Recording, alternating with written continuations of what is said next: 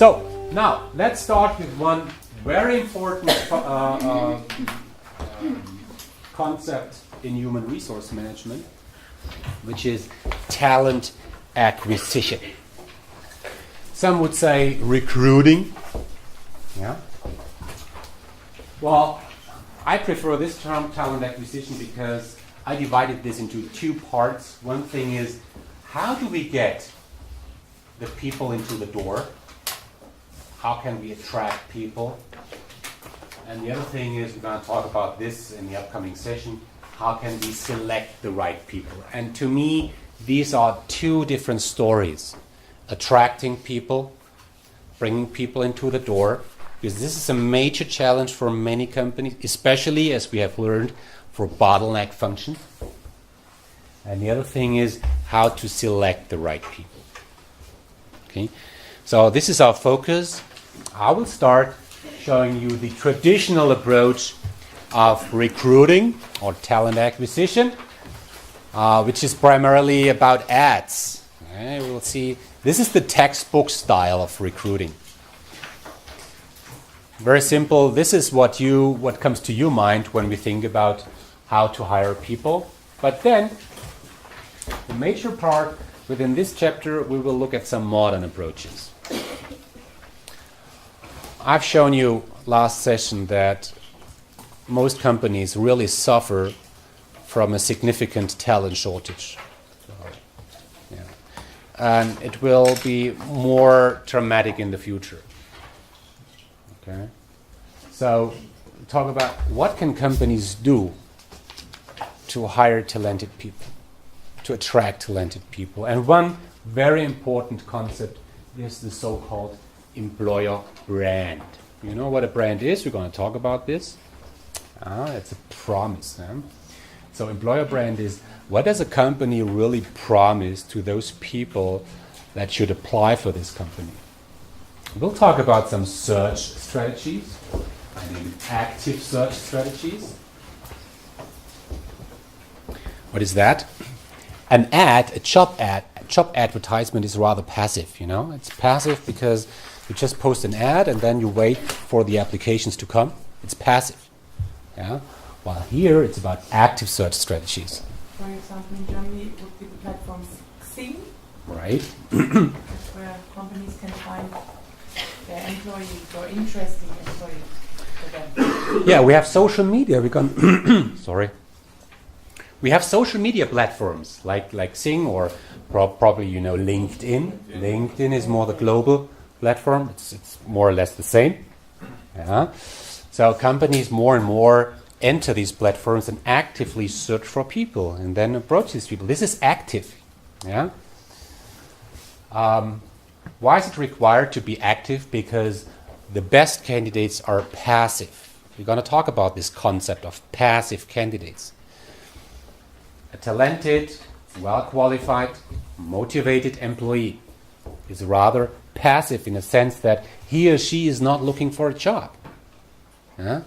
Once you get employed, you're going to be passive. I hope you're going to be satisfied in your job. You're going to be happy.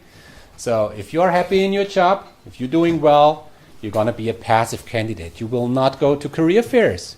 You will not even look at the job ads. You're going to be passive. The best people are rather passive. So once we have met promising candidates, former interns, for instance, how can we build a relation to these people? How can we retain promising, talented candidates? So this is what we're going to talk about. Okay. Let me start with a more traditional approach. Before we do this, some comments on, there are of course always two alternatives in recruiting. The first alternative is that you have internal hirings. Yeah, just imagine you have a quantitative workforce demand. You have an open position or a vacancy as we name it. One thing is you can hire people from the internal. Okay, you take an existing employee and hire him or her. And the other path is external hiring, hiring people from the outside. Okay. The only message I want to share with you on this, and it's quite obvious, is that there is not the one best way. We can't say that external hiring is better than internal hiring or vice versa. There are some pros and cons related to both strategies. For instance, if you hire from external, whenever you hire people from the external, you bring in new ideas, new perspectives. Yeah, you have maybe more options because there are more people outside than inside. Must not always be the case. Yeah, but on the other hand, it's a much higher integration effort. Yeah, if you hire people from the external, these new employees must cope with a new situation, with a new culture, with the new processes and all this stuff. So it needs a significant integration. We have higher turnover. Yeah? Once you hire people from external, the probability that they leave in the first few months is much higher than when you hire somebody from internal. Okay? Just take home that there are these two paths, and there are some pros and cons related to both. Okay? So, this is the traditional way of talent acquisition, posting an ad. Where can you post an ad? Where? In the newspaper, right. Where else? TV. TV? Yeah, you can, yeah. Yeah. You rarely find job ads on TV. But internet. Yeah. Sorry? Internet sites. Internet sites? Social media. Social media? Newspaper? On buses. Buses? Any kind of advertisement, really. Everywhere, yeah. I think universities. At universities. Yeah. So there are many, many places where companies can post ads, of course. Maybe the most important places where companies post ads are their career websites, of course, yeah, their own career websites. Another concept, I will not talk about this concept in more detail because you know what these are. Job boards. Can you give me a name of a job board? Monster. Monster, yeah. Please visit Monster. Monster.com. Yeah. Hot jobs and so on. Yeah. And then, of course, any type of newspaper. Okay. So, this is how job ads look like. I don't have to tell you what a job ad is. Just indicating real quick what are the typical elements of a job ad. What we have nowadays on modern job ad is an employee value proposition. We're going to talk about this concept in much detail in the upcoming session. But at this point, it's a promise. Yeah, look at this ad from Adidas. What is written there? I can't read it. Shape the future of sport. Yeah, right? Mm-hmm. Something like this. That's a promise. The promise tells you, oh, if I work at Adidas, I will shape the future of sports. Yeah, that's a promise. Okay, with pictures and everything. Then, of course, the job title, job ID, location. What we find more and more is usage of social media in job ads. So here in this case, you can click on a link, which is share this, and then a window appears, and then you can click on Facebook. Once you click on this, you know what happened. You're gonna share this ad with your friends, okay?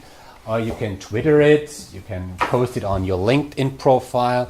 The idea is that once people find a job ad quite attractive, they communicate it, they share it, yeah?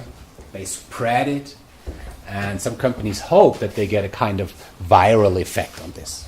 It rarely happens, but at least it's an idea which became more and more popular. Okay. We haven't had these things 5 years ago. Then, of course, tasks and responsibilities and all these things. Some companies also communicate attractive points, attractive aspects. What makes this job attractive? Why is it a great job? To add one comment here, I used to show such an ad to managers when I do presentations. And I used to tell them that,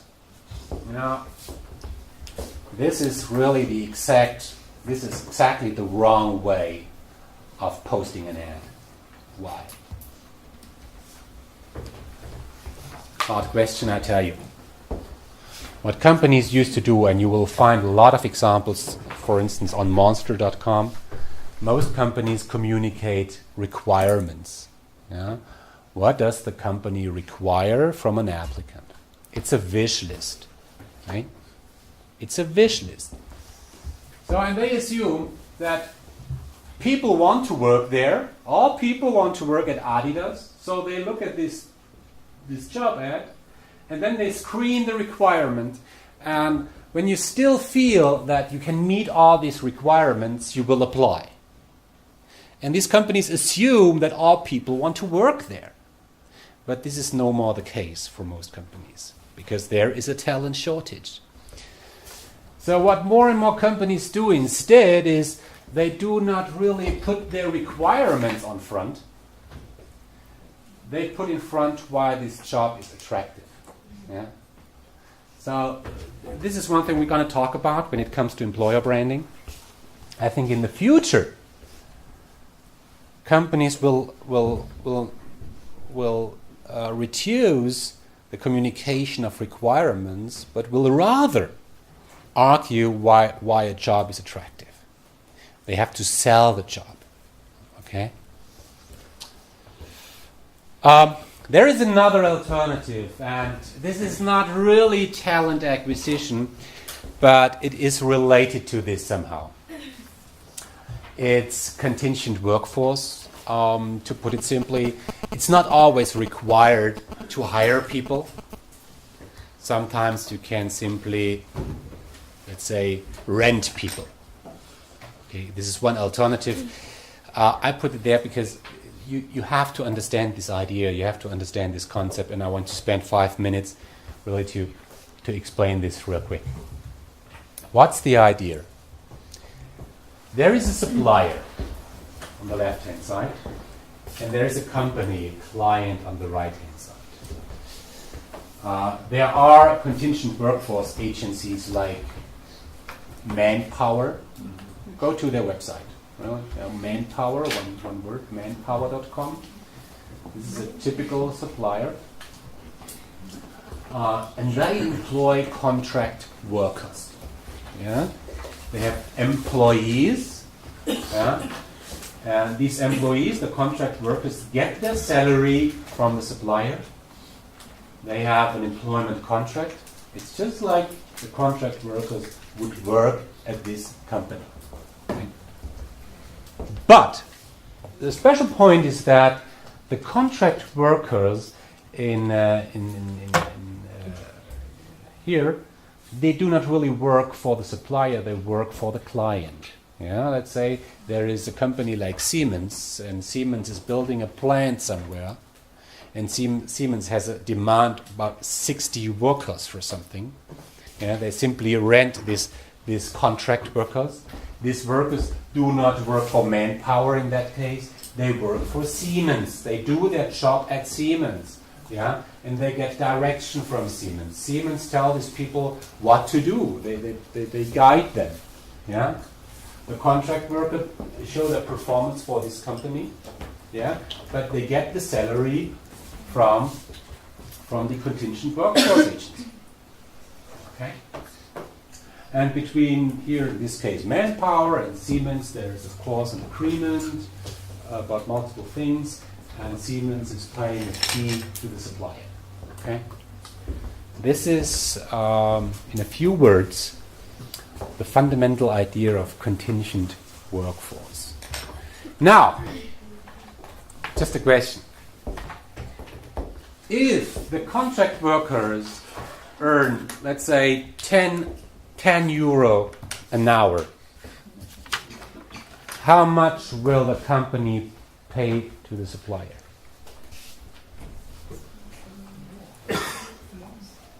more than 10 euros. More than 10. How much? I would say 20. 20, exactly. Yeah, as a rule of thumb. Yeah, it's twice as much. So the company pays 20 euro to the supplier, and the contract worker at the end gets 10 euro. Why? Why do companies do this? I mean, they could easily hire these contract workers, pay, let's say, 15 euro, and they would be better off. It takes much less time to get the contract workers than Oh, yes. hiring people. Yeah, it's much more easy to simply rent the workers. You can have them immediately. Yeah, But there is a certain problem. I worked for such a company. I worked for Randstad, which is Randstad. concept. Yeah, it's the same concept. But the thing is, in these companies, people come and go like every week. I heard from the workers they are so frustrated because they have to teach their new workers. I was there for a few weeks, Yeah. so I could learn and do the job. But some people change after a day. So Yeah. the companies may have some profit from it, but on the other side, they get all the time new workers who don't know the job. Loyalty is low. Yeah, Yeah. yeah. Okay. And if you hire those people and you need them for one project, you can't get rid of them. Right. Yeah. You hire these, and you don't need them anymore. You can't get rid of them. Yeah. So it's about flexibility. Yeah. Companies are ready, willing to pay money just to have flexibility. Okay. Let's start with some continue with some more methods. Career fairs. I mean, you all know what a career fair is, right? We even have one on our campus once a year, the so-called campus day. The idea is simply, companies come, they have their stand, their booth, and present their jobs, their offers. So that's it. But let me share some comments on this. If I ask companies, employers, does it really pay off to spend days at a career fair?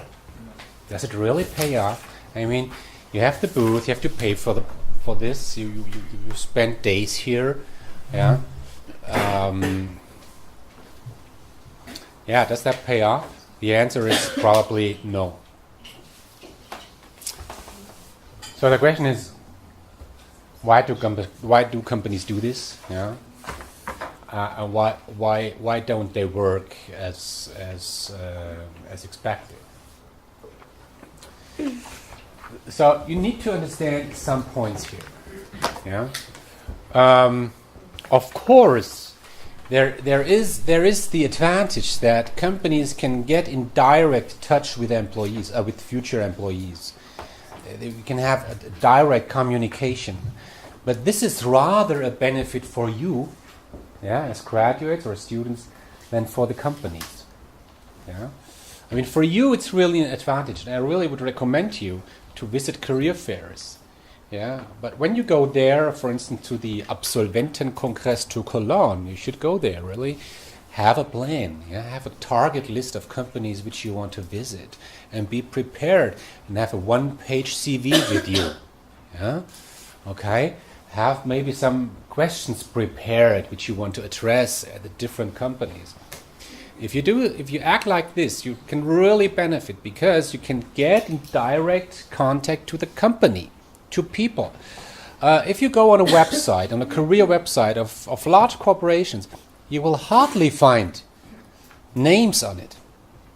You will not find email addresses on a website. You will not find any email address on the website of Deutsche Bank. Yeah? Never. Never, never, never. But here, you can exchange business cards, you can shake hands, you can have a chat, and then you can link to this person via LinkedIn or Xing, so you can build relations on this. This is an advantage for you, primarily. Yeah. More and more companies do some kind of immediate pre-selection. You will hardly find this in Germany, but in some countries it can happen. You go to the booth, you have a conversation, interview, and if it's all well, yeah, you go to the séparé, have a latte macchiato, and sign the contract. Yeah. Okay. That happens in some countries, rarely in Germany.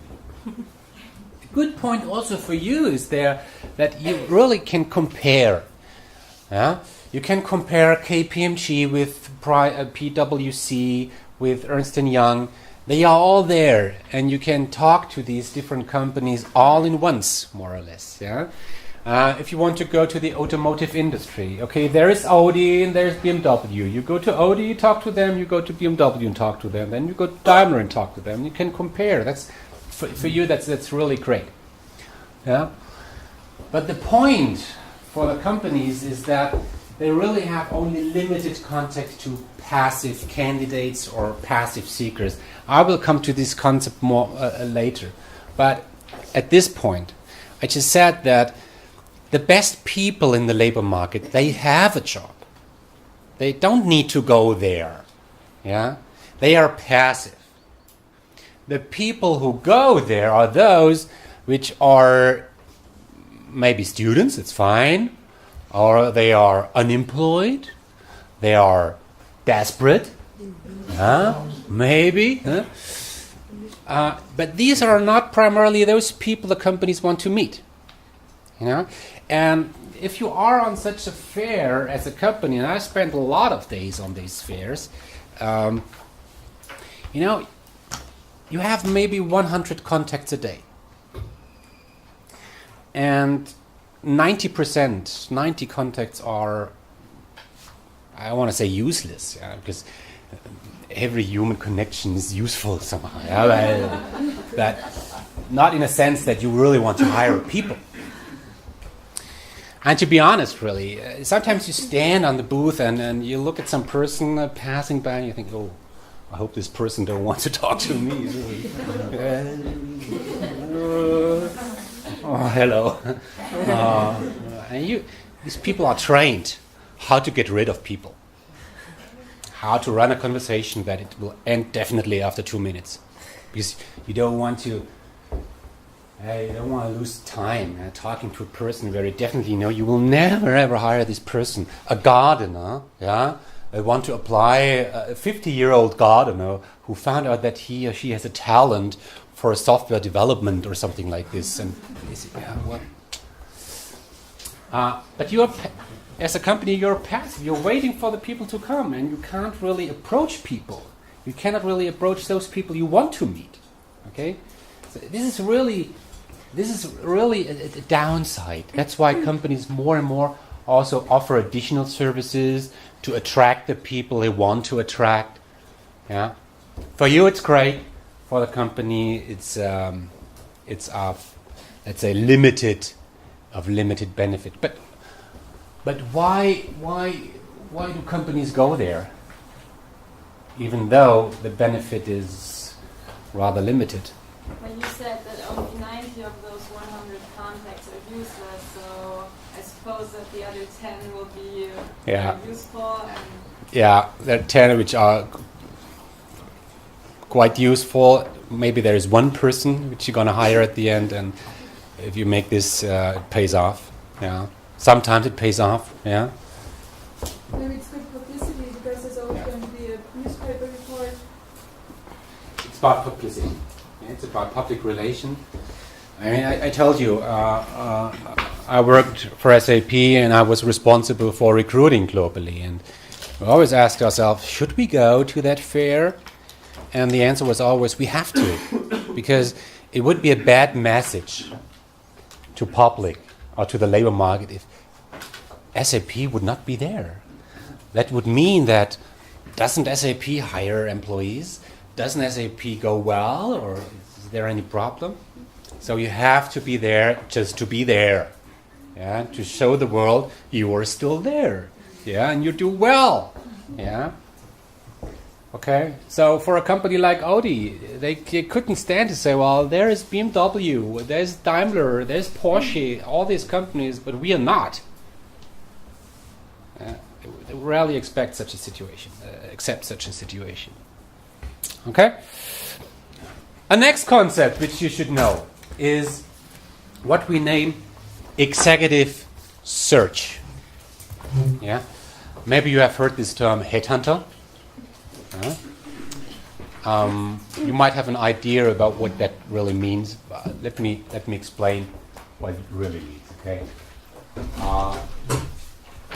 Executive search means that you as a company, you do not only hire. It's not only your effort to hire people. You work together with a consulting firm. You work together with an agency. And this agency, this consulting firm, helps you to find the right people. Okay?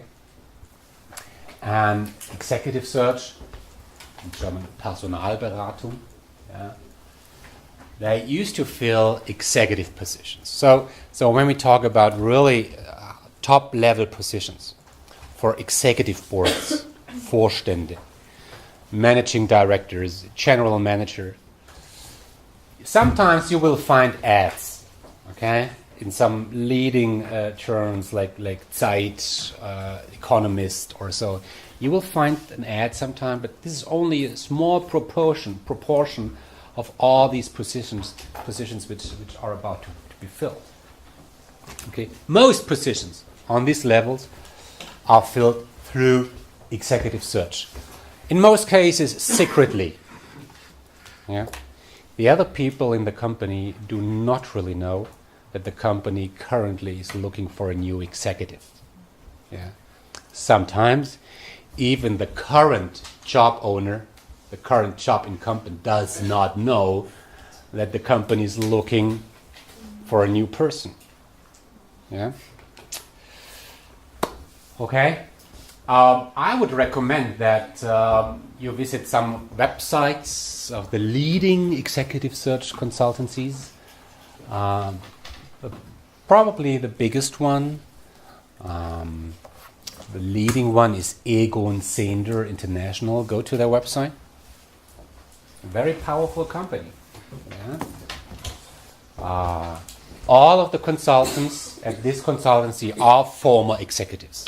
Yeah. Heidrick and Straddle, Russell Reynolds, Korn Ferry, and Germany Kienbaum. These are very famous, globally operating executive search firms. Yeah. Again, go to their website. You get a little bit of spirit, a sense of how they act and what they promise. Now let's have a real example. Give me a name of any company you like. BMW. Okay. Now let's just assume, BMW is looking for a new CFO, okay? Chief Financial Officer. Question number one, how much does a Chief Financial Officer earn in a year? Sorry? Million? Okay. Million. 20,000 in a week. 4,000 in a day. 400 in an hour.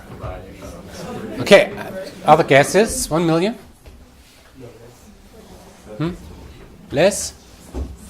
Who says less? Who says more? Okay. That's good. Yeah, I would agree. 1 million should be fair. Yeah, let's say about 1 million. Yeah. Now, if a company like BMW is looking for a new CFO, you will hardly find an ad. Yeah, they won't do this. They will work with an executive search firm. And the question is now, how many does the executive search firm earn to help this company finding the new CFO? I've indicated here it's 1/3. Yeah? 333,000 euro. That's a lot. Yeah? Just for helping the company to fill this particular position. And especially for BMW, I mean, it's an easy game to find a CFO for BMW. Yeah? Yeah. 33%. What you need to know, and this is special about this entire business, if BMW engages in executive search firms as well, Egon Zehnder or Heidrick Struggle, please help us to find the CFO. Even when they stop doing this search because they found an internal candidate, they will pay. Okay? This is what we also call a retained search. You will pay. If you engage an executive search company, independent from any result, independent from where the journey goes to, yeah, you pay 1/3 of a total target annual salary. Okay? That's special. And in most cases, they don't use ads, as I said. They do active search. What does that mean, active search? That means that these companies, they have researchers, people which do nothing else than just search the market. Yeah? They spend a lot of time in the internet. They have huge databases about people. Yeah? Whenever you talk with an executive search consultant, yeah, they always ask you about people in your company. Who is reporting to whom? What is the name of okay, and make notes. They always collect names. So once it comes to the situation that they have to fill a position, they always have this backup. They have these databases from where they can tell which person might fit to this particular position. Okay, this is executive search, and now let's have a look at the entire process. Again, we assume BMW is looking for a new CFO. And BMW engages Heidrick & Struggle to find the new CFO. We will always have the same process. It starts with a kind of briefing. Yeah? The executive search consulting firm, together with the executive board, the CEO maybe, or the head of HR, they determine what are the requirements the future candidate should meet to fill this position. Okay? So in other terms, you create a profile. Okay? And the next step is that jointly, the consulting firm together with the company, with its client, they think about what are relevant target companies. What is a target company? A target company is a company where you think you might find the right candidate. Now, when we think of BMW, what do you think? In which companies could you find the right CFO? Audi, yeah, Daimler, yeah, Porsche, and all the other companies in the same industry, of course, yeah, but not necessarily. Yeah, can also be other companies. Yeah, at the end you have a list of, let's say, 30, 40 target companies where you think, well, I think we can find the right candidate in this company, this company, this company. There is a term which is important, the so-called off-limits. When you deal with executive search, you have to understand this concept of off-limit. Let's just think about the case that you work with Heidrick & Struggle, and you come to the point saying, well, Audi could be a good target company for us. Let's look whether we find the right candidate at Audi. If Audi is also a client of Heidrick & Struggle, Heidrick & Struggle will not approach a candidate at Audi. Yeah? Because it's an executive search executive search company will not help a client to fill positions and at the same time approach people there. Yeah? It's not allowed. They have certain agreements. So we at SAP, for instance, we engaged executive search firms only to protect us from them. Yeah? Once they work for us, they will not be allowed to get in touch with our people. Yeah? This is what we name off-limit. Okay? So, then the candidate search starts. Maybe, okay, there is a target company. And we want to get in touch with the CFO of this target company. Okay? Sometimes say, well, beyond these target companies, we also screen the market. Maybe we find a candidate somewhere else. And as I said, these researchers, they use their databases, they use the internet, they use everything their personal networks, of course, and they have strong networks. They use everything to find the right candidate. And this is sometimes special. Yeah? I mean, this is really a special business. And sometimes it can happen that executive search companies, even though they are quite serious, they act in some strange way. So just think about, you want to get in touch with the CFO of a company where you don't know who the CFO is. Now just imagine, you want to get in touch with the CFO of Audi, as we said, but you don't really know who that is. At Audi we probably know, but just in case we don't know, how to get in touch with this person? Probably about pretending to be interested in someone you know and then get the information you need. Okay, you use your own networks to Yeah, probably get in touch with someone at Audi and you pretend to want that person. Yes, yeah, that's a good way. That's a good way. Yeah, yeah. Oh, yeah. Or you use spies, you just have employees who are going to work for that company. Yeah, spies, yeah. Okay, you have employees working for this company and they have to spy around. Yeah, that's a good idea. Yeah. Probably they do this. They have cover stories, right? I mean, the easiest way is you just dial an extension of the company, not the 0, because once you dial the 0 at the end, you will end the reception, and you can't get through. If you call into a company like, oh, you say, well, can I talk to your CFO? The lady, probably a lady, will ask you, who are you? Is our CFO expecting you to call? Yeah, what's the matter? And if you don't really have clear reasons, you will not put through. So you will have no chance. You just call in. So you don't dial the 0, you dial any kind of extension. Okay? So, and you don't know where you end up. So, hello, I'm Mr. Pfister. Where am I now? Okay, purchase. Well, that's weird because it's the 3rd time I try to talk to the CFO, and every time I call in, I end up somewhere in the company. Is there anybody in this company who is able to put me through to the CFO? I tell you, it's important. Yeah. Oh no, moment. Just please put you through. Yeah. It's sometimes funny how they act. Okay, then you get in touch with the CFO. Hello, this is Mr. Pfister. Can you speak? They always must ask this question first. Can you speak? Should we call again in the evening? You can give me your private mobile and I'll call you in the evening. It's about a position. I'm not allowed to tell you the name of the company, but it's a big car manufacturer headquartered in Munich.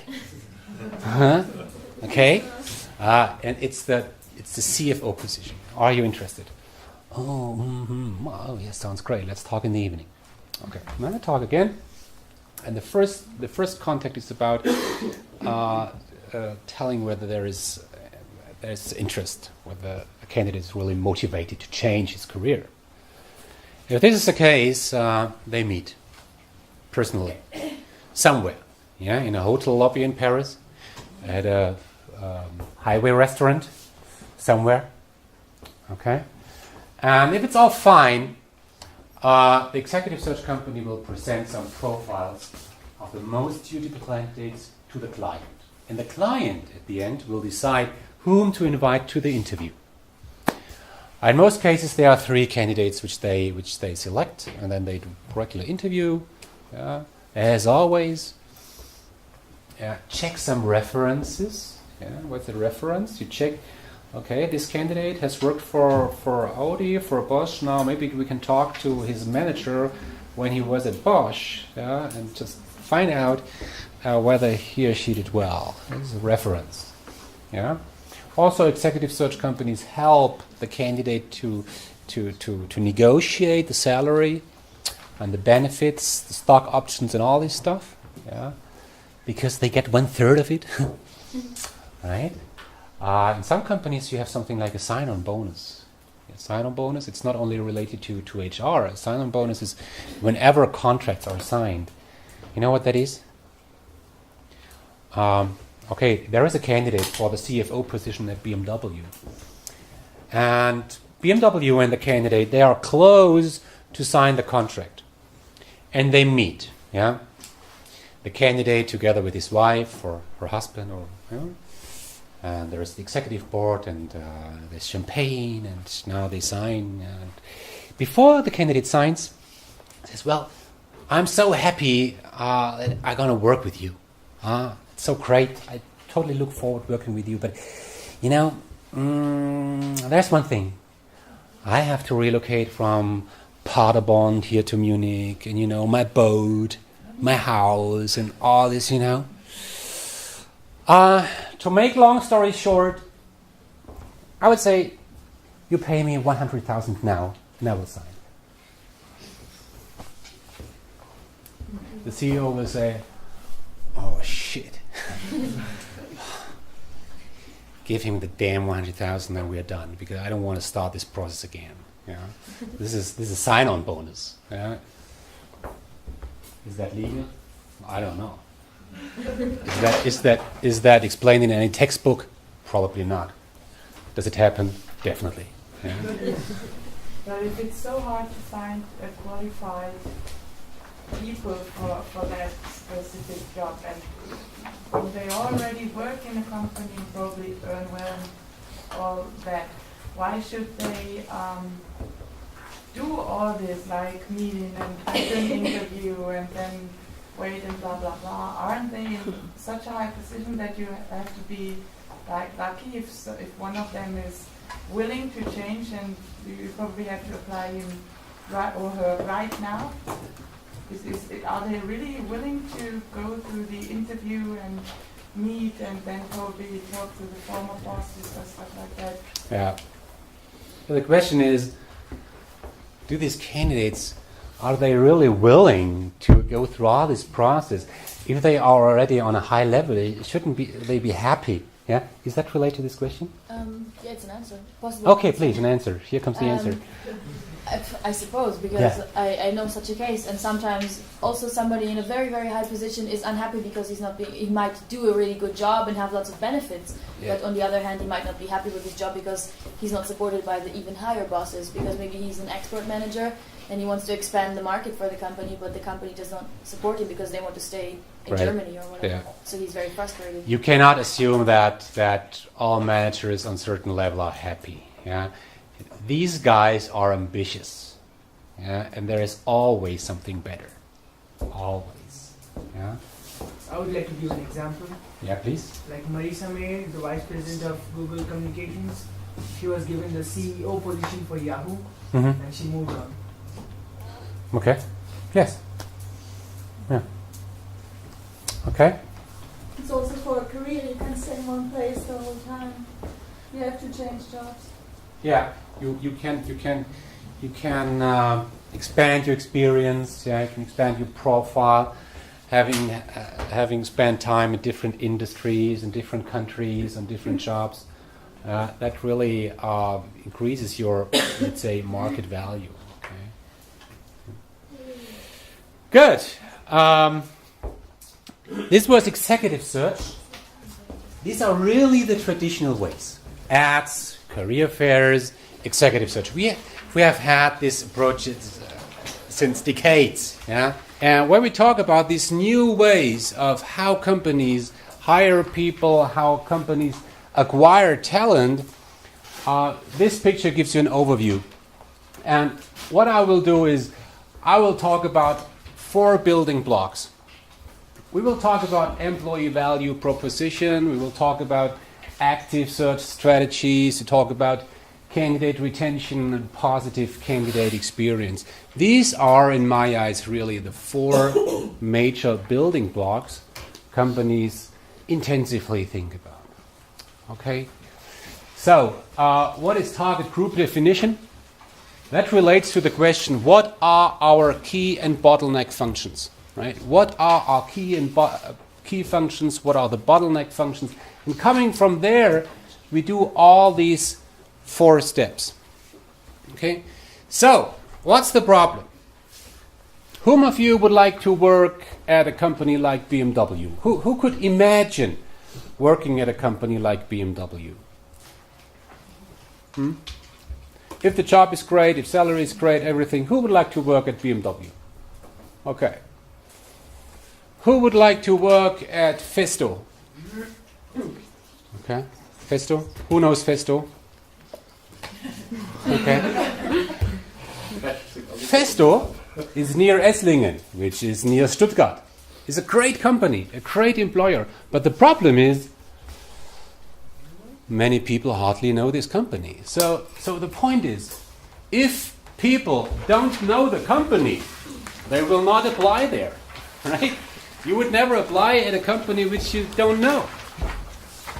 But even though you know the company, the question is, would I love to work there? Has this company a great image?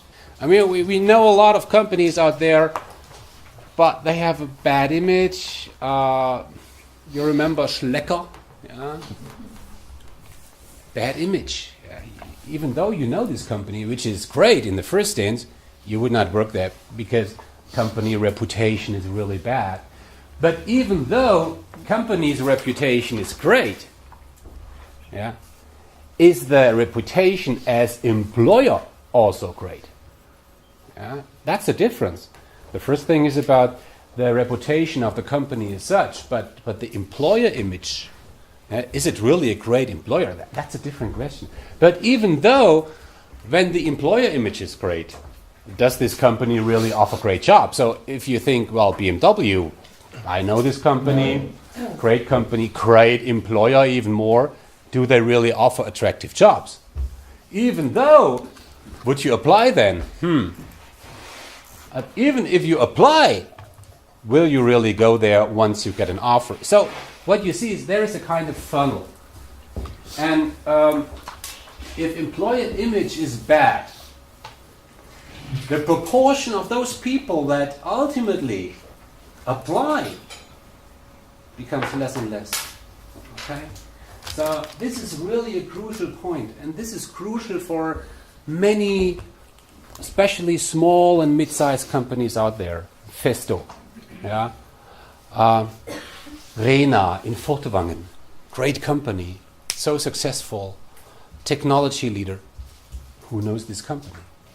Okay, so in the first step, the question is, what do people out there think about a company? Do they know the company? If this is not the case, then people will not apply. So this leads us to a topic which is really crucial, and many companies think about this. It's about building an employee value proposition, building an employer brand. So this is a key term, employer brand.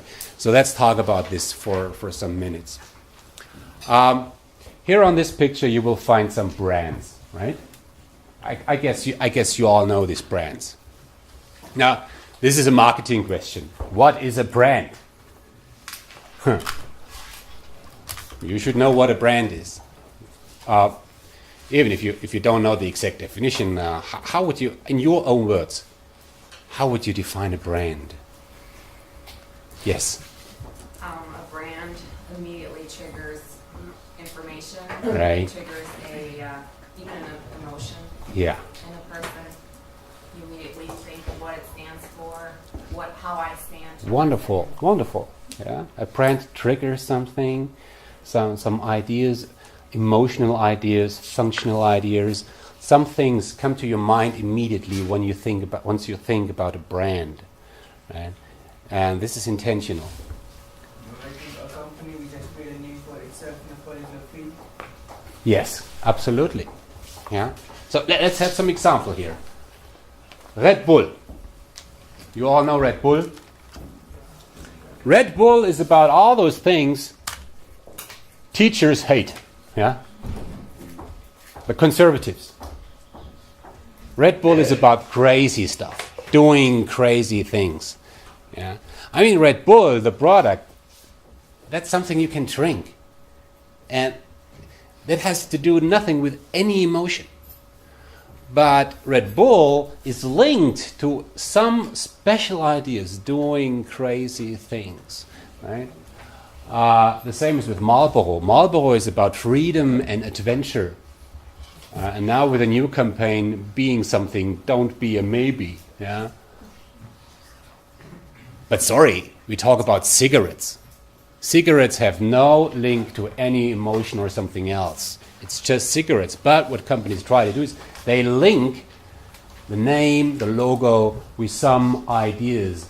Nivea is about care. Puma is about sportive lifestyle, right? Could you wear Puma clothes at a party? No? Yes, you can. Can you wear Adidas at a party? No. Puma boutique.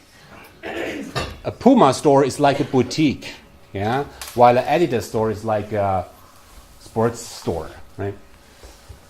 SAP is about reliability, innovation. Apple is about design, innovation.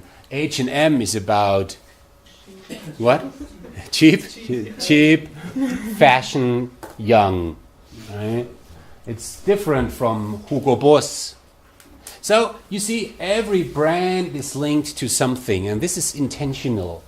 The companies have invested a lot of money to link their name, the logo, to some very concrete ideas. And I would like to put it a little bit further. It's about a promise. A brand is about a promise. If you buy an Apple product, you have the product with the best design, the most innovative product. That's the promise. If that's true or not, you decide as a customer.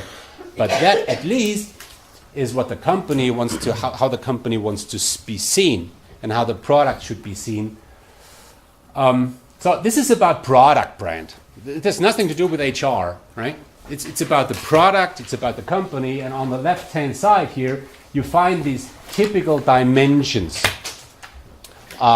which we can look at when we talk about product brands or company brands.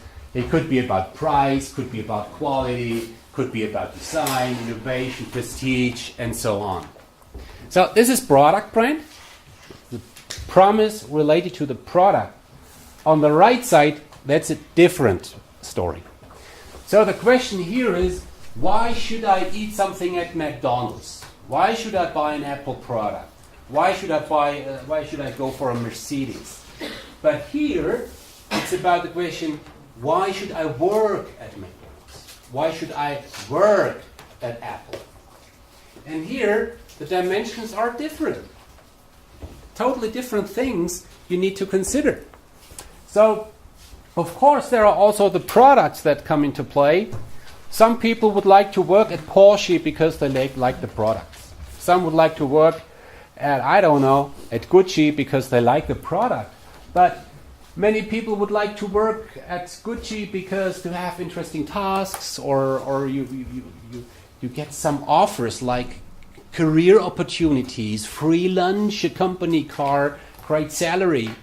Some people would like to work at a certain company because the people there are great, they are highly qualified, they are smart.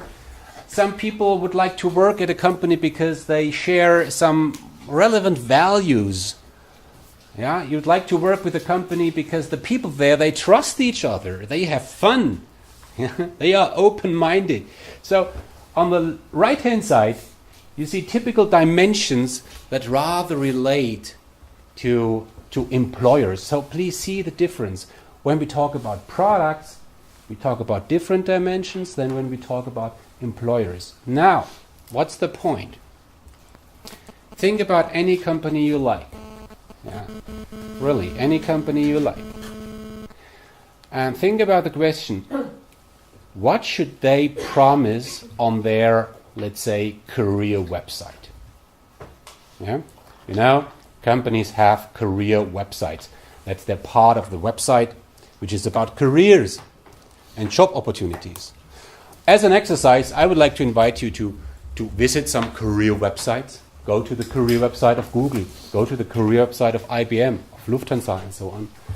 And the question is, what do they promise there? It's not about the product. It's about how is it to work there. And now many companies think about what should we promise. On the product side, it's clear. For Apple, it's clear what they promise. Yeah? Innovation, design. But what do they promise once it comes to the question, why should somebody work there? Yeah? In recent years, I have worked with many companies just figuring this out. What should be the promise as employer?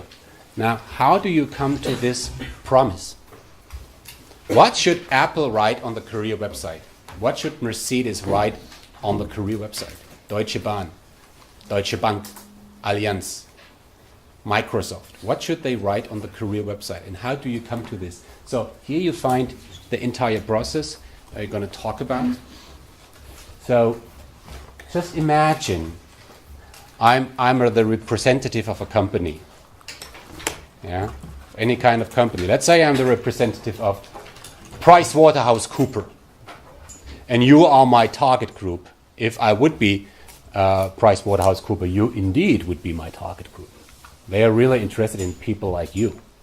So once I have understood that, I want to achieve, I want to reach you, I want to attract you, the next thing I will do, and I'll talk about this for a minute, is I would like to understand, how am I seen in your eyes, PricewaterhouseCoopers?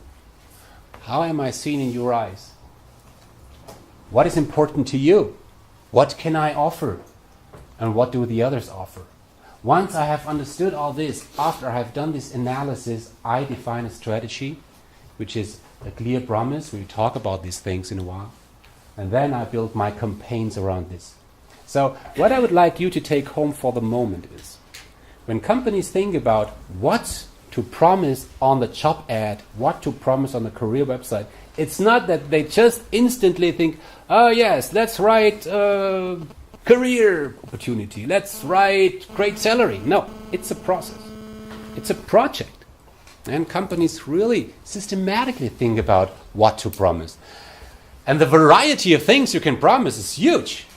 Yeah, this is kind of, it's not a complete list, but there you will find a lot of arguments companies can use. They could say, well, we offer career opportunities. You can balance your private life and work. Or here, it's a secure workplace, what we can offer. We are technology leaders. Our products are leading products with leading technology. We are diverse. Yeah, you will find all kinds of people in our company. We have a great company culture. We do things that make sense. Yeah? Not only for customers, but for the planet. I mean, every point you find is attractive and it's great. Yeah? And again, the question is, if I am PricewaterhouseCoopers, if I am McDonald's, if I am Mercedes, if I am Hugo Boss, what should I pick from this list? Yeah? What should I pick from this list? Yeah? To come up with a promise at the end. Like Ernst Shackleton has done many, many years ago. This is a promise. Yeah?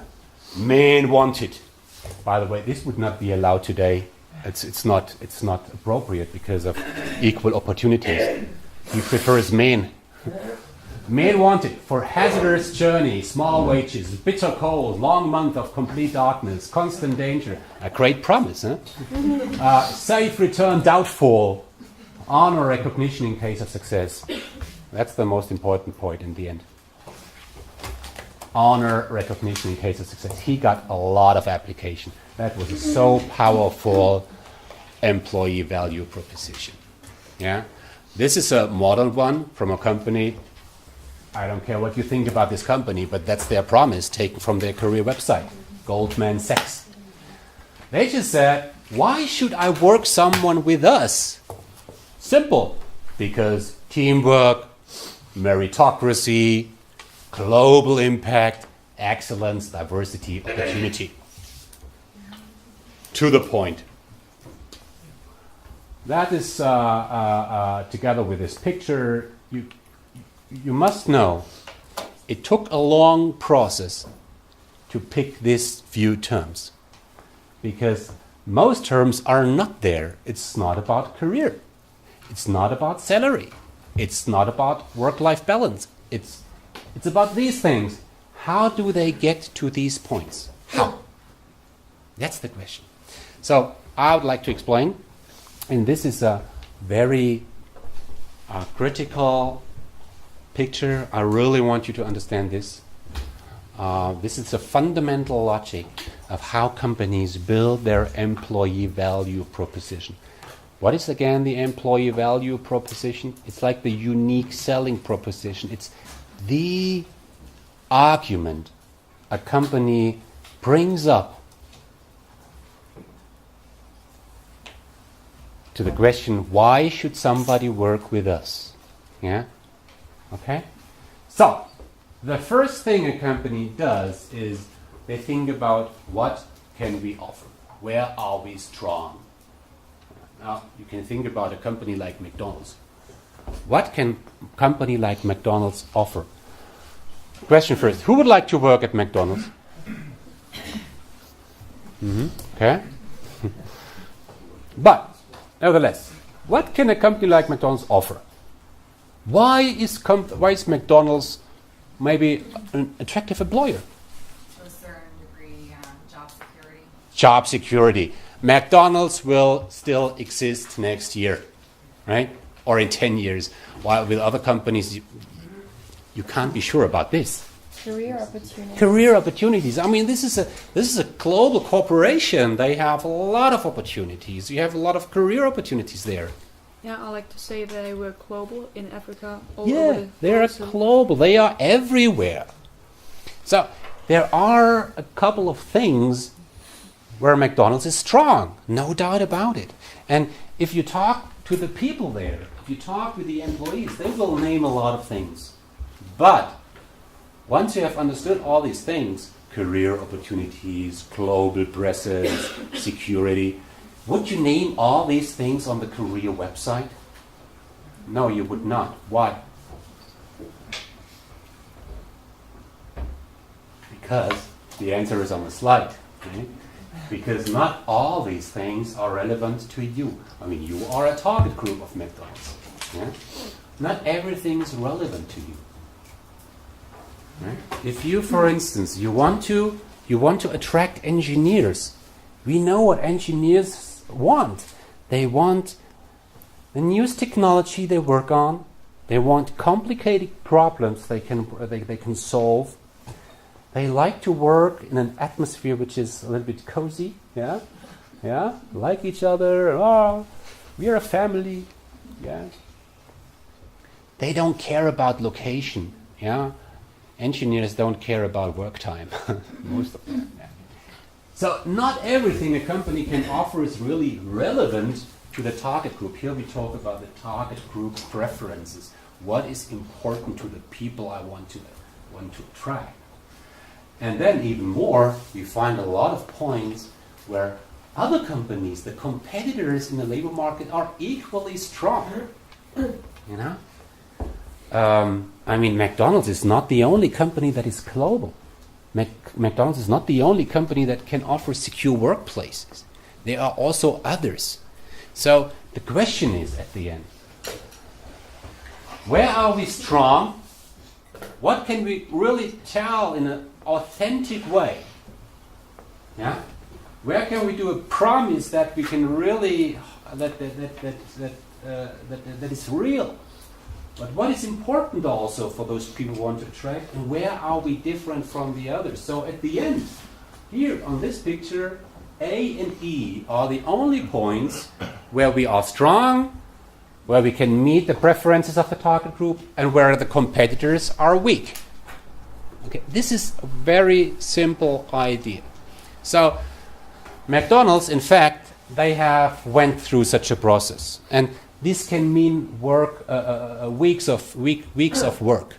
It's not that you do this exercise in a small workshop. That's a project to do something like this.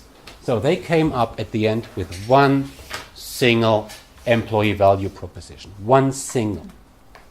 which is, I have an example here, which is about opportunities. It's about career opportunities. So, go to the career website of McDonald's. Visit some McDonald's restaurant. Even though you don't eat there, I don't care. Yeah? Look at the campaign they do. And you will see that everything they promise as employer, not with regard to their product, as employer, everything is about opportunities. Yeah? Okay? So, what I would like you to take home is that companies try to find the one single argument why they are a great employer, and there is a process behind, there is a system behind to find the right point. And here we have McDonald's with one single argument. If you look at other companies, like, let's say, IBM does not promise great salary. IBM does not promise work-life balance. What IBM is offering is you can solve great problems that are relevant for the planet. Yeah, you can work on the big stuff. Yeah, so every company that has went through such a process has this one single argument. What we're going to talk about later on in the next course is that now the question is, once you have understood this one single argument, how can you communicate these things? Right? I want to talk about this only for a few minutes because most things are clear. Of course, companies have company presentation. If somebody from McDonald's shows up here at the university, he or she will present something about career opportunities. You can go to the career website, you will find things about opportunities. Also, they have career fairs. On print media, they have ads. Yeah? Or you will find YouTube videos from McDonald's about why is it great to work there. So you have a lot of channels, communication channels, media channels companies can use to communicate to their target group. Okay? Why we talk about next course, as mentioned earlier, we talk about social media as well. Right? So more and more companies also use social media, blogs, Twitter, but especially Facebook. Yeah, if you look at the McDonald's Facebook page, you will find a lot about career opportunities. So this is the idea. I put it really short here. The idea is once I have understood the key arguments, once I have understood my employee value proposition, then I translate this into my campaigns, into the way I communicate to the target group. Okay? So, next step, active sourcing strategies. What is that? The first thing I would like you to understand is that when you look at the labor market, Arbeitsmarkt, you will find 3 different types of people. 3. You will find people that are non-seekers. What is a non-seeker? A non-seeker is a person that is not interested at all in any new career opportunity. Yeah? They don't care. I'm a non-seeker, really. I'm truly happy with my current job. I love what I do. I love this faculty. Yeah, I love to teach. So there's no interest at all in changing something. They can come. Any company in the world can offer me a great job as, let's say, an HR director or so. I would reject. Really. So I'm a non-seeker. I don't read any job ad. I don't visit career fairs. I don't visit any career website because I'm simply not interested. And there are other people as well, people that are close to retirement or people that just have started a new job, people that are not interested in any job opportunity now. Okay? Then we have other people, the so-called active seekers. These are people that are kind of, let's say, desperate. Yeah? Maybe unemployed. They can't stand to stay with their current employer. Maybe they hate their job, they hate their boss. They need a new job. You are close to graduation, still haven't a job. Yeah? You actively search for job. You visit career fairs, you look at job ads, you do a lot to find a job. So, in between there is a third group which is highly relevant, the passive candidates. Passive candidates. What is a passive candidate? Yeah, there are a lot of people out there which have a job. They are fine more or less. Yeah. They don't visit career fairs. They don't read job ads. But they are open. Yeah.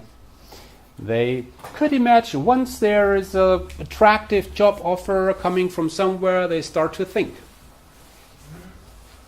Yeah.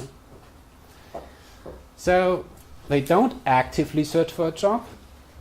It's not that they are not interested at all in any career opportunity. They're just open passively. Right? So this differentiation is key. And why is it key? 2 reasons. Question to you. Overall, what do you think? Which people are more qualified? The passive candidates or the active seekers? Sorry? The passive. In general. Yeah. That does not apply for any individual case, of course. But in general, we can assume this because if I do well, if I am successful in my job, in brackets, I'm qualified, yeah, I get a lot of offers. I don't have to put too much effort in finding a different career opportunities. Yeah, the better I am, the more passive I can be. Yeah, it's like in daily life. You know, if you are attractive, yeah, physically, you can be very passive on the party. Just sit there and let the guy to come. Yeah? Yeah? The better you are, the more passive you can be. That's a simple rule. The second implication from this is, if the best people are passive and you want to reach them, you as employer have to become active. Right? If they don't read ads, if they don't show up on a career fair, you can forget about all this traditional stuff. You have to approach them, you have to find them, you have to walk towards them. So this is what we mean by active sourcing, doing something active. Yeah? A job ad is passive. Right? Because I just post an ad as a company, and then I lay back and I wait for the applications to come. That's passive. Yeah? Even career fairs are passive, as I have shown you.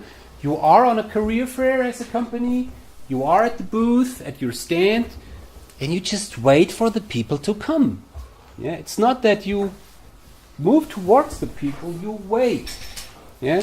So whenever you wait or let somebody else do the job, the executive search consultants, then this is rather passive. Here on this picture you will find some active as well as passive approaches. On the bottom left-hand side, you find the passive things. Job ads, as I've said, executive search, career fairs, and all this stuff. The more we move to the top, to the right-hand side, things become more active. Why? The more we go to the top, the methods become more competitive, yeah, aggressive. We'll talk about some ideas here. Probably I have to explain this dimension, the line engagement. What is that? Line engagement. That's maybe an HR term.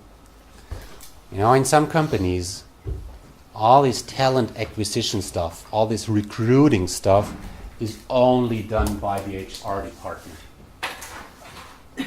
In some other companies, all that talent acquisition stuff is done not only by HR, but it's done by both HR and the managers and the employees. I know a lot of companies where the managers have a great responsibility in hiring people. So the more managers and employees outside HR are engaged, the more we talk about line engagement. Okay? So to me, that's a very important dimension when we talk about active sourcing.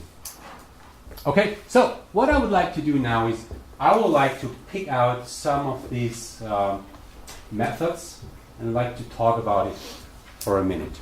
And we start with an approach which you should know. It's campus recruiting. Yeah, campus recruiting. You can imagine what that is. Yeah, I mean, we have a lot of companies that show up here. I would like to get in touch with you. Yeah.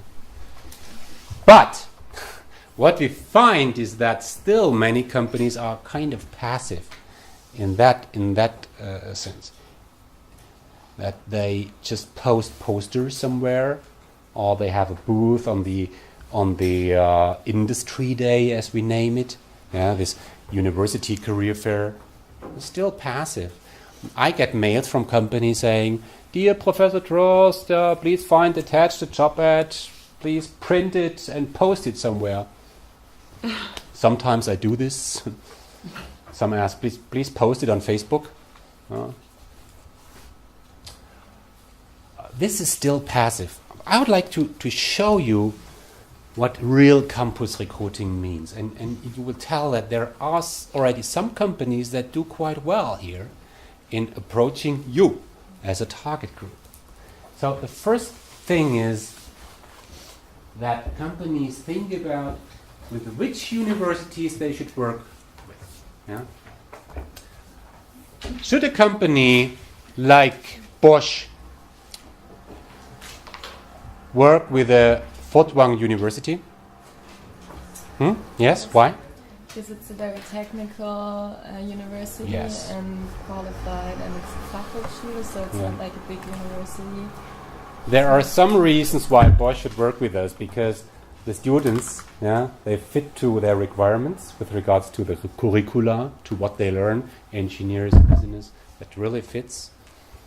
We have a good reputation. From a Stuttgart perspective, we are quite near. Yeah. Are there some other reasons? English? Sorry? English? Yes. Language? A company like Bosch is international, and they require that the graduates are internationally minded, can speak English at least. So that fits.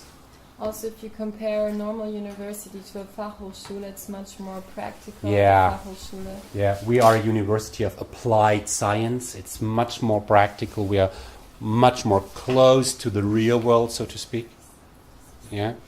So the question for every company doing campus recruiting is, what are the few universities and faculties we should work with? Yeah. And these we name target universities. I know a lot of companies that work with hundreds of universities. Yeah, they tell me, we work with hundreds of universities. But that can't be. If you have limited resources, you have to focus on just a few and then do it right. Yeah. So for every good campus recruiting, the idea is to focus on a very few faculties. And here you use certain criteria. What do you do then? And that's the second building block of a good campus recruiting. It is to build relationships. To whom? To professors, to you, to some career centers, to the president maybe. Build relationships. Yeah, it's all about relationships. We already have some companies here. Let's think about a company like Hans Krohl, in Schiltach. We have a personal relation, really. They know us, we know them. They do things for us, we do things for them. It's really a give and take. It's partnering. Yeah, it's not that they just come over and post a poster somewhere. It's really that we talk to each other. What can we do for you? What can they do for us? And that's a very, very good personal relationship. And that's the foundation for everything you do then. Yeah. What can you do?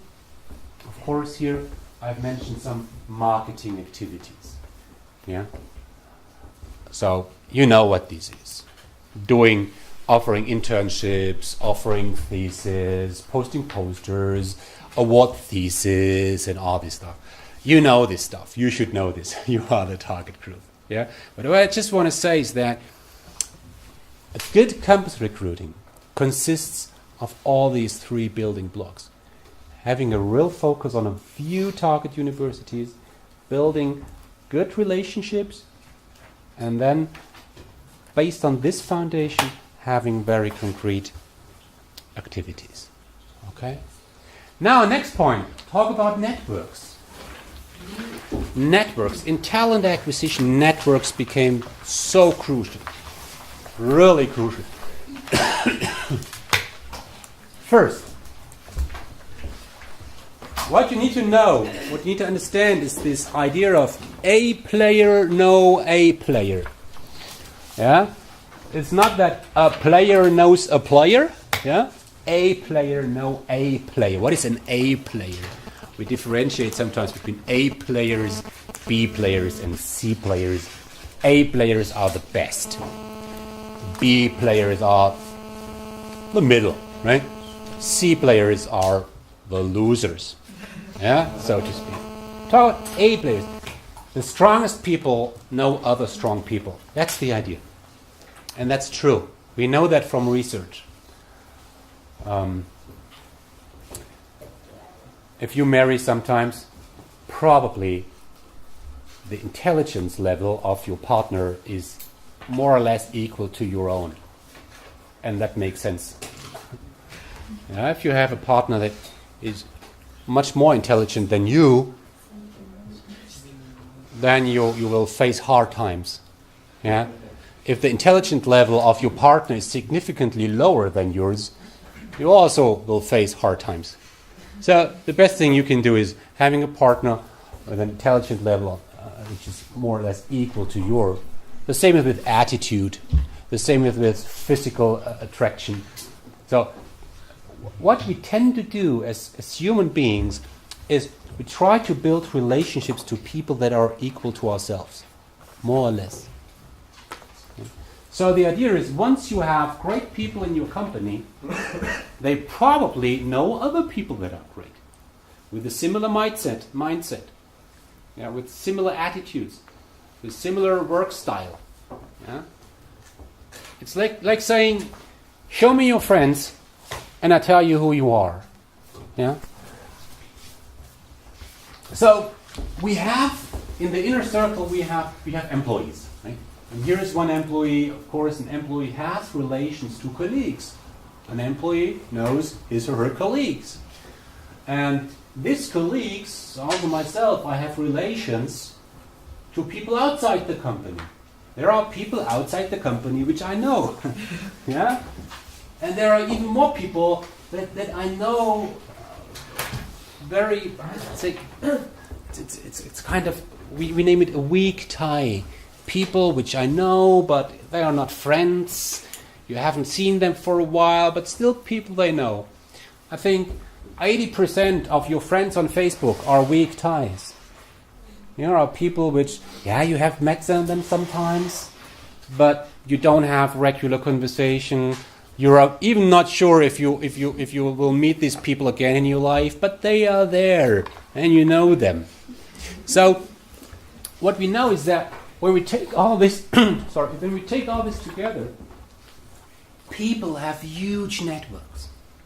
Yeah, we have huge networks, and there is this law that the law of the small world, that every person knows every other person in the world by at least 6 instances. So you know somebody who knows somebody who knows somebody who knows somebody who knows the Pope.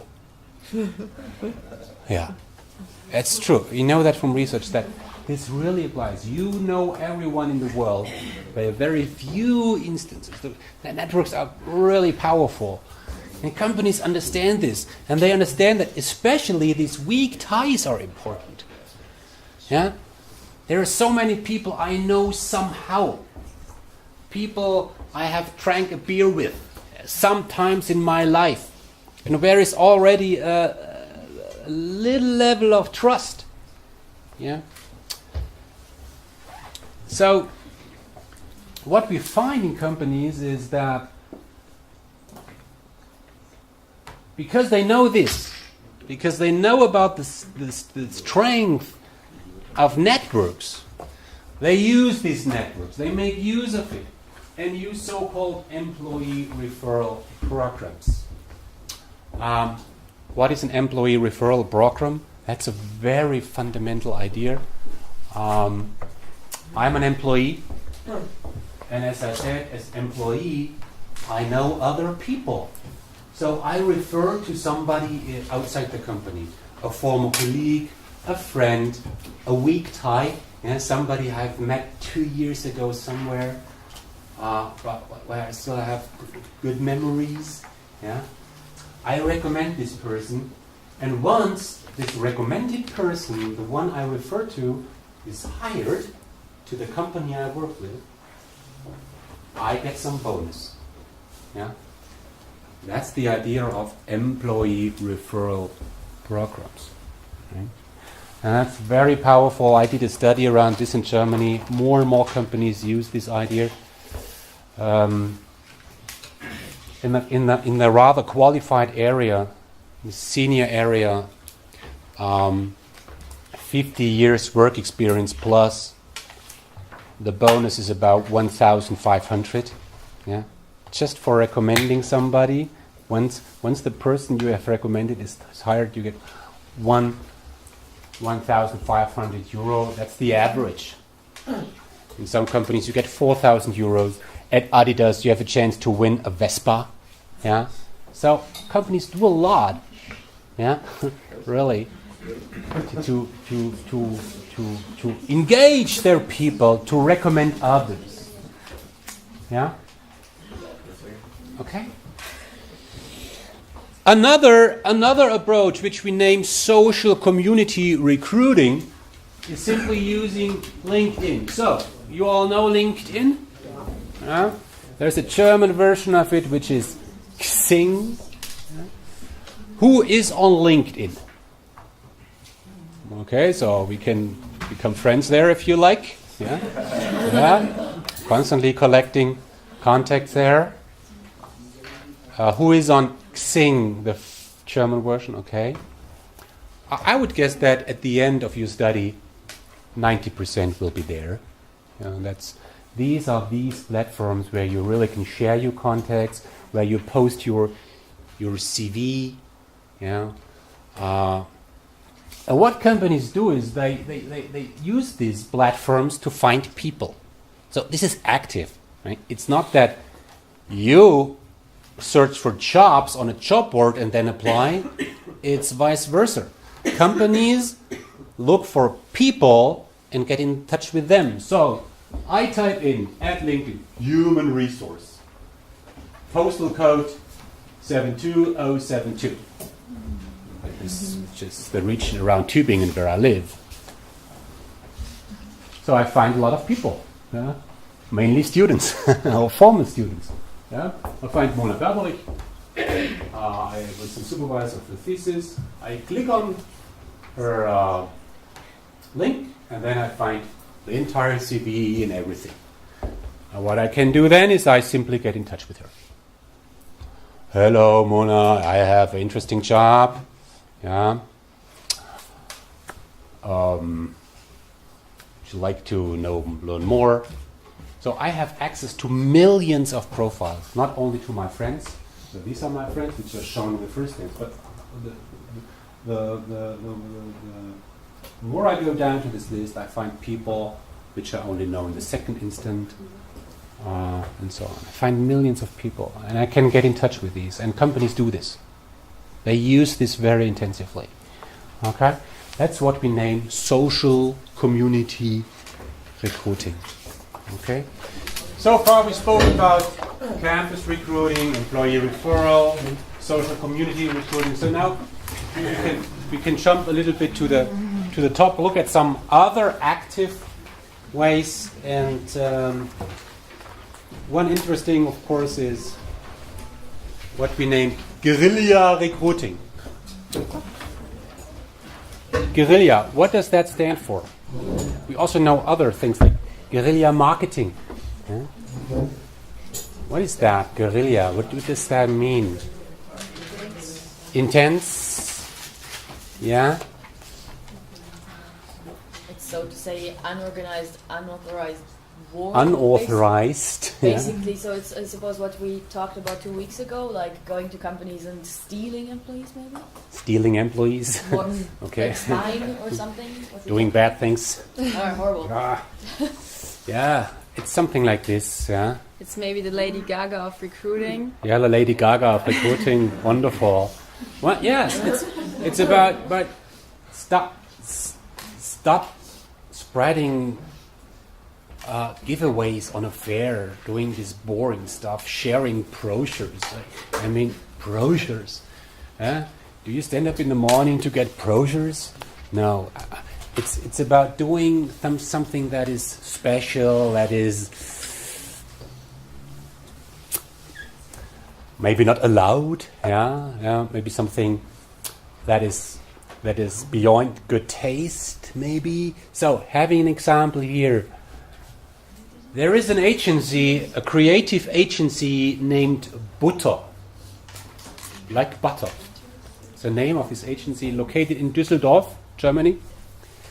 And they have really a significant demand for qualified creatives, creative designers. And they struggled so much that they thought about having a special campaign. So there is an annual award of the Art Directors Club. It's the award, the Oscar in marketing, so to speak. 2,500 people show up there, suited well. It's really the leading event in marketing. What is it called? Art Directors Club. And on this award, Butter, this agency, they took one employee, and one employee jumped on the stage, as a flasher, totally naked, just wearing shoes, and on his breast there was written, Butter sucht Kreative mit Eiern. Butter is looking for creatives with balls of steel. I mean, that's bad taste. I would not recommend doing something like this for every company. But the idea is that the budget for this campaign was really low. They say that it just costed an entrance ticket and courage. But the impact was great. They were on TV, they were on newspaper, they got hundreds of applications then. So this was successful. Low cost, high impact. That's guerrilla. Low cost, high impact.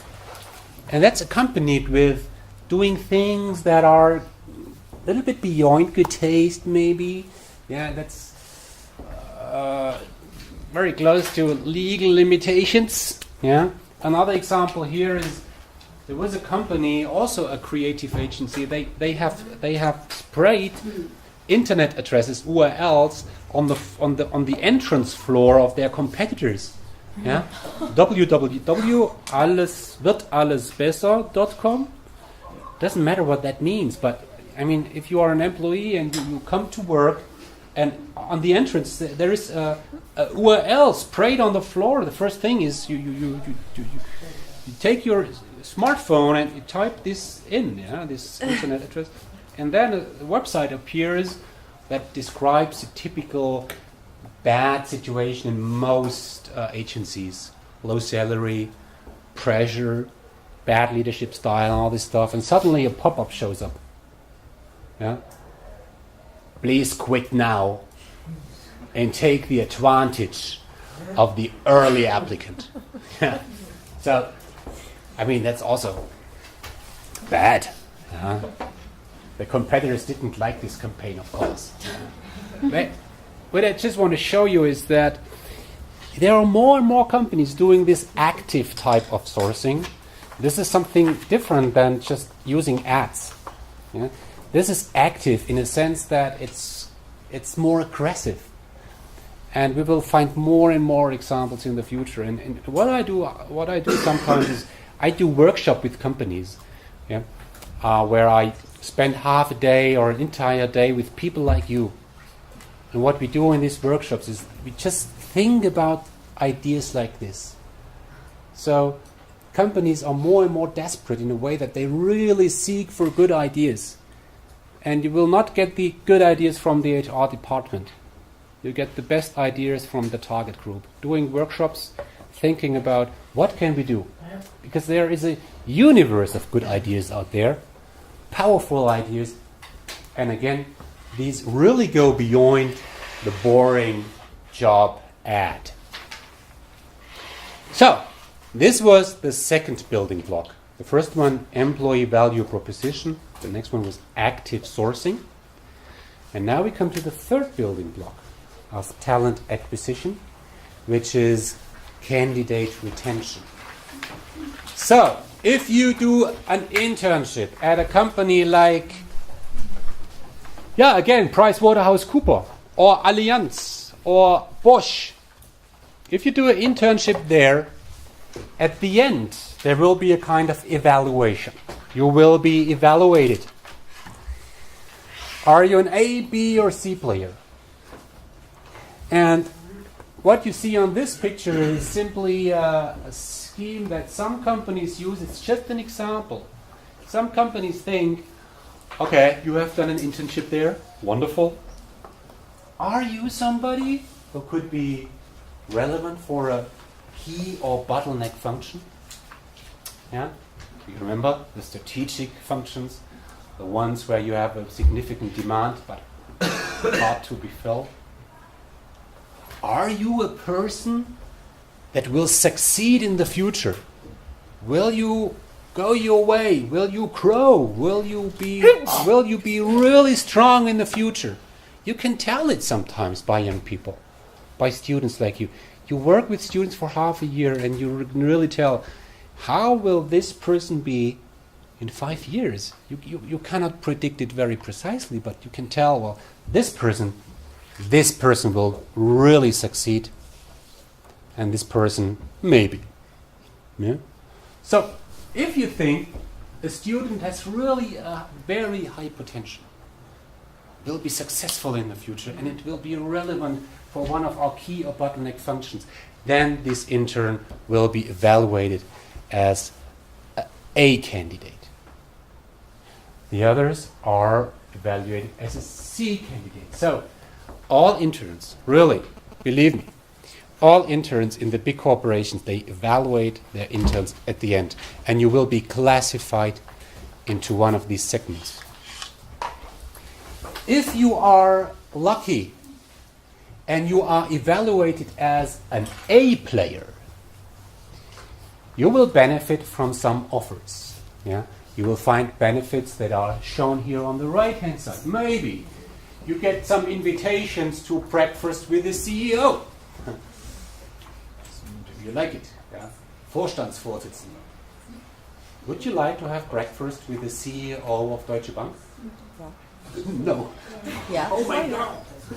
Would you like to have breakfast with the CEO of McDonald's? Who's that? Would you like to do breakfast with the CEO of Microsoft? definitely. I mean, for some people that really means something. It's not that you sit alone with the CEO. It's a group of people and you share things, you get a presentation, you talk about ideas. I mean, that could be a really good experience. You get attractive job offers. You are in regular contact with managers. Yeah. I mean, at PricewaterhouseCoopers, for instance, if I want to stick to this example, they have invited their A players to a sailing trip for 2 days. Yeah. How do we name this? A Seagate. You know the Seagate scooter? You know? What's the name of it? Jet ski. Jet ski. No, not on the water. It's on these 2 wheels. Segway. Segway. They made a Segway trip through Hamburg. Yeah? Great. Yeah?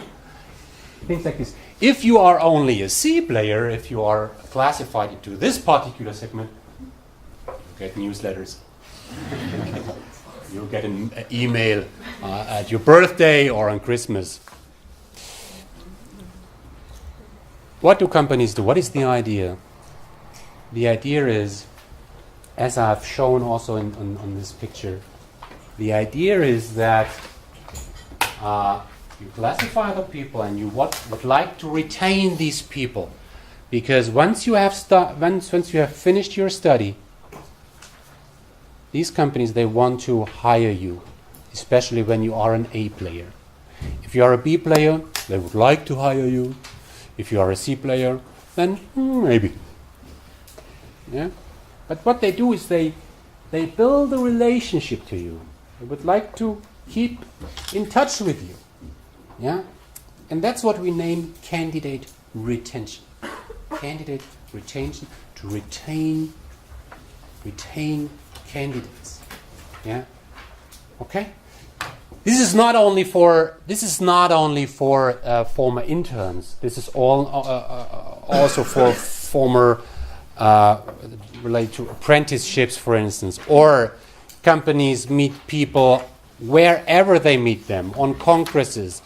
Companies meet people in the recruiting process. Some companies have the so-called second best. You know, in former days, when a company had 2 strong applicants for one single job, had 2 candidates for one single job, and both candidates are well qualified, they took one and rejected the other. And to the other, they said, okay, candidate, you are also strong, but we had to take the other. So, goodbye. Good luck. That was the old day. In the new day, they will say, okay, we had to take the other, but let's keep in touch. We will find something for you.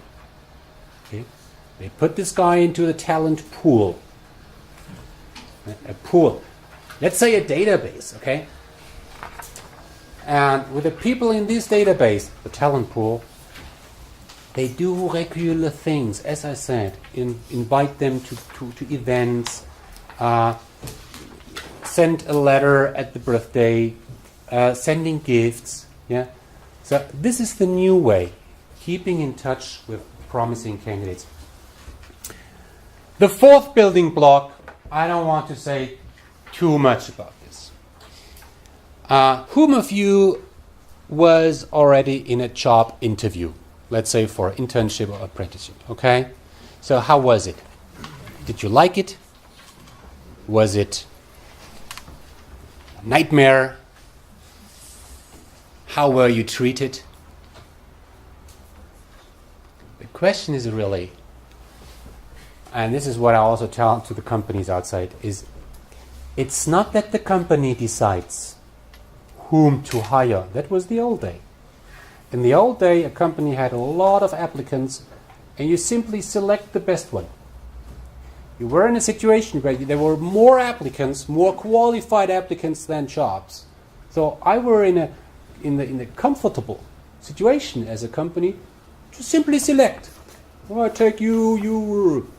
Today, we have more jobs than applicants. So who decides? It's not the company who decides only. It's the candidate who decides. The candidate decides, will I work with you or do I work at Google? I have a lot of opportunities. If you succeed in your study, if you have good grades, you have international experience, if you show a positive personality, whatever that means, you will have opportunities, really. I promise you. You will have opportunities. You can select. You make the decision. Okay? So if the candidate is the one who does the decision, you must treat him or her well. Right? So what I would like you to do is go to the website of companies like BMW, Daimler, or somewhere else and try to apply. With a fake name, of course. Yeah? Act like an applicant. Apply at Daimler. Yeah? Take another name, Barack Obama, yeah? George Clooney, and you apply. And then think about the experience you make. And it's about three things. It's about speed. Is the company fast in the response? Does the company really give you timely feedback? Yeah. So this is very important. Speed. The other thing is transparency. Do you always know about the status of your application? I mean, all of you who have applied already somewhere, you know about this uncertainty. Well, now I have applied. I were at the interview. I don't know about the next step. When do I get a feedback? Why the hell am I invited to this second interview? I already were there. Yeah. So this is about transparency. Do I really know what's going on in the recruiting process? Yeah. And the third thing is about appreciation. Wertschätzung. Do they treat you well? Yeah. It's about respect. It's about being friendly. I mean, really, when I look at practices in some companies, you can easily tell who is the candidate, who is the interviewer. You can tell it by the size of the chair. Yeah. The interviewer, the candidate. Yeah. You go there, you're happy if you get a coffee. Yeah. Hopefully the company is in time. Maybe the interviewer asks you silly questions. What is your biggest weakness? Hey, come on. Yeah. You are there as a candidate. They know everything about you because they have your application. You know nothing about them. That's not appropriate. Yeah.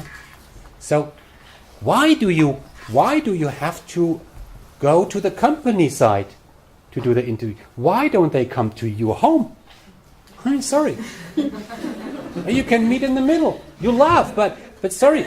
Those companies that have understood that if you treat the candidate well, yeah, they win. Yeah. I know companies where you drive to the parking lot. You have an interview there. You drive to the parking lot, and there is a place on the parking lot reserved for you. Welcome, Stefan. Yeah. You go to the entrance. We welcome Stefan. Yeah, welcome to the interview. Yeah. The question is whether you like this. But, you know, and then somebody comes, shakes hand. Oh, you must be Stefan. Welcome. It's nice to have you here. There's all these little things that really make a difference. So what I really want you to take home is companies must do a lot in the future. Have a strong employee value proposition. Have active sourcing strategies, retain the most promising candidates, but moreover, it's about something very simple. It's to provide the candidate with a positive experience, candidate experience. Yeah? And this positive candidate experience is about speed, transparency, and appreciation. That's really simple. You don't have to study business to understand this, but I have to add this because it's so crucial. Okay, so this is a little bit of overview about talent acquisition.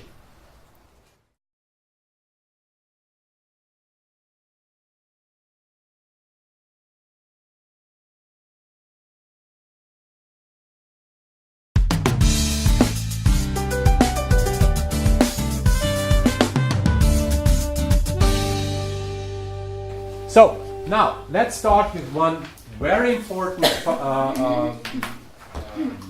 concept in human resource management, which is talent acquisition. Some would say recruiting. Yeah. Well, I prefer this term talent acquisition because I divided this into two parts. One thing is, how do we get the people into the door? How can we attract people? And the other thing is, we're going to talk about this in the upcoming session, how can we select the right people? And to me, these are two different stories. Attracting people, bringing people into the door, because this is a major challenge for many companies, especially, as we have learned, for bottleneck functions. And the other thing is how to select the right people. Okay, so this is our focus.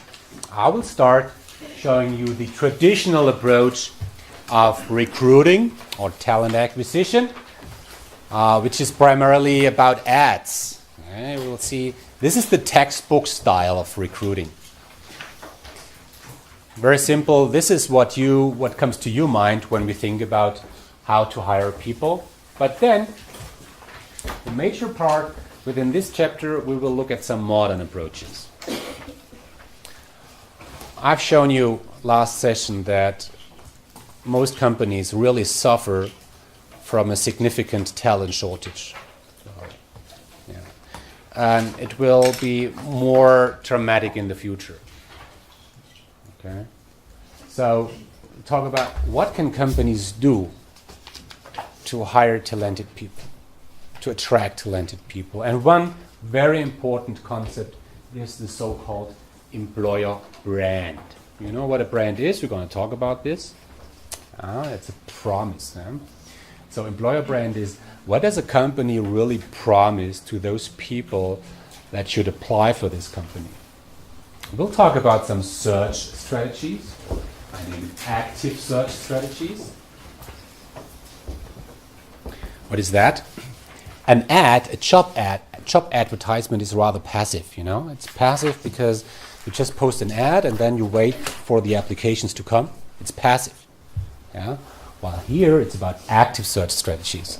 For example, in Germany it would be the platform Xing.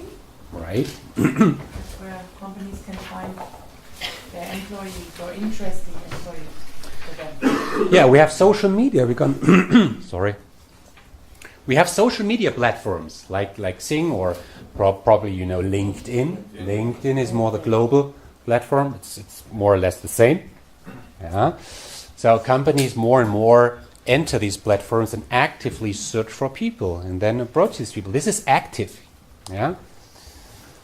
Why is it required to be active? Because the best candidates are passive. We're going to talk about this concept of passive candidates.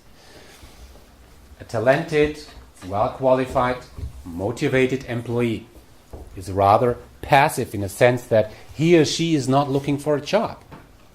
Yeah? Once you get employed, you're going to be passive. I hope you're going to be satisfied in your job. You're going to be happy. So if you're happy in your job, if you're doing well, you're going to be a passive candidate. You will not go to career fairs. You will not even look at the job ads. You're going to be passive. The best people are rather passive. So once we have met promising candidates, former interns, for instance, how can we build a relation to these people? How can we retain promising, talented candidates? So this is what we're going to talk about. Okay. Let me start with a more traditional approach. Before we do this, some comments on, there are, of course, always two alternatives in recruiting. The first alternative is that you have internal hirings. Yeah, just imagine you have a quantitative workforce demand. You have an open position or a vacancy, as we name it. One thing is you can hire people from the internal. Okay, you take an existing employee and hire him or her. And the other path is external hiring, hiring people from the outside. Okay. The only message I want to share with you on this, and it's quite obvious, is that there is not the one best way. We can't say that external hiring is better than internal hiring or vice versa. There are some pros and cons related to both strategies. For instance, if you hire from external, whenever you hire people from the external, you bring in new ideas, new perspectives. Yeah, you have maybe more options because there are more people outside than inside. Must not always be the case. Yeah, but on the other hand, it's a much higher integration effort. Yeah? If you hire people from the external, these new employees must cope with a new situation, with a new culture, with the new processes and all this stuff. So it needs a significant integration. We have higher turnover. Yeah? Once you hire people from external, somehow. It's contingent workforce. To put it simply, it's not always required to hire people. Sometimes you can simply, let's say, rent people. Okay, this is one alternative. I put it there because you have to understand this idea, you have to understand this concept, and I want to spend 5 minutes really to explain this real quick. What's the idea? There is a supplier on the left-hand side, and there is a company, a client on the right-hand side. There are contingent workforce agencies like Manpower. Go to their website. Manpower, one word, manpower.com. This is a typical supplier. And they employ contract workers. Yeah? They have employees. Yeah? And these employees, the contract workers, get their salary from the supplier. They have an employment contract. It's just like the contract workers would work at this company. Okay? But the special point is that the contract workers here, they do not really work for the supplier, they work for the client. Yeah, let's say there is a company like Siemens, and Siemens is building a plant somewhere, and Siemens has a demand about 60 workers for something. Yeah, they simply rent these contract workers. These workers do not work for Manpower in that case. They work for Siemens. They do their job at Siemens. Yeah, and they get direction from Siemens. Siemens tell these people what to do. They guide them. Yeah, the contract worker show their performance for this company. Yeah, but they get the salary from the contingent workforce agency. Okay, and between here in this case Manpower and Siemens, there is of course an agreement about multiple things. And Siemens is paying a fee to the supplier. Okay, this is, in a few words, the fundamental idea of contingent workforce. Now, just a question: if the contract workers earn, let's say, 10 euro an hour, how much will the company pay to the supplier?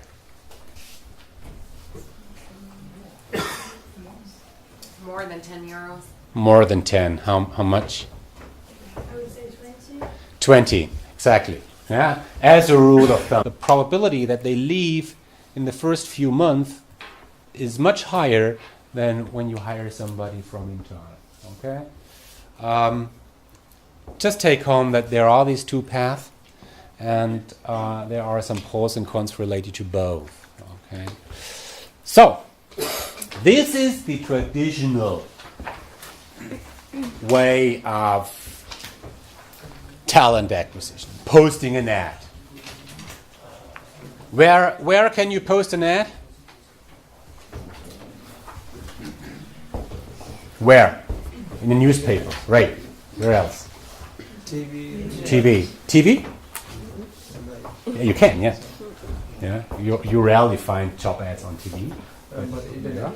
Sorry? Internet sites. Internet sites. Social media. Social media. Newspapers. Newspaper, On buses. buses, Any kind of advertisement, really. everywhere, yeah. The universities. At universities, yeah. Conventions. So there are many, many places where companies can post ads, of course. Maybe the most important places where companies post ads are their career websites, of course, yeah, their own career websites.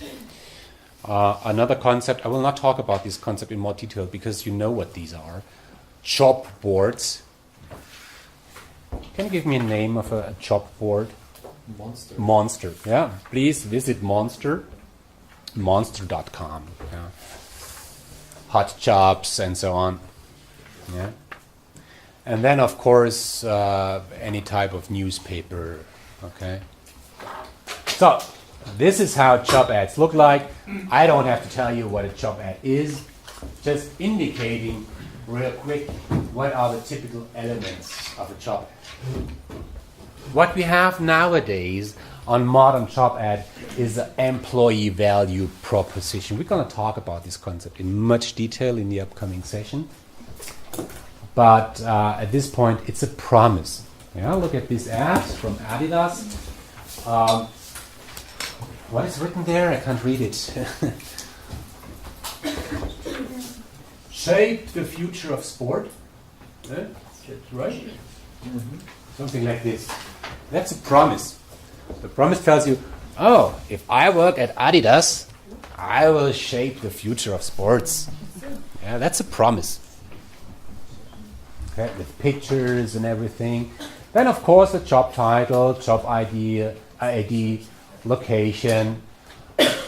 What we find more and more is usage of social media in job ads. So here in this case, you can click on a link, which is share this, and then a window appears, and then you can click on Facebook. Once you click on this, you know what happened. You're gonna share this ad with your friends, okay? Or you can Twitter it, you can post it on your LinkedIn profile. The idea is that once people find a job ad quite attractive, they communicate it, they share it, yeah? They spread it, and some companies hope that they get a kind of viral effect on this. It rarely happens, but at least it's an idea which became more and more popular. Okay. We haven't had these things 5 years ago. Then, of course, tasks and responsibilities and all these things. Some companies also communicate attractive points, attractive aspects. What makes this job attractive? Why is it a great job? To add one comment here, I used to show such an ad to managers when I do presentations. And I used to tell them that, you know, this is exactly the wrong way of posting an ad. Why? Hard question, I tell you. What companies used to do, and you will find a lot of examples, for instance, on Monster.com, most companies communicate requirements. Yeah? What does the company require from an applicant? It's a wish list, right? It's a wish list. So, and they assume that people want to work there. All people want to work at Adidas. So they look at this job ad, and then they screen the requirement. And when you still feel that you can meet all these requirements, you will apply. And these companies assume that all people want to work there. But this is no more the case for most companies, because there is a talent shortage. So what more and more companies do instead is they do not really put their requirements on front.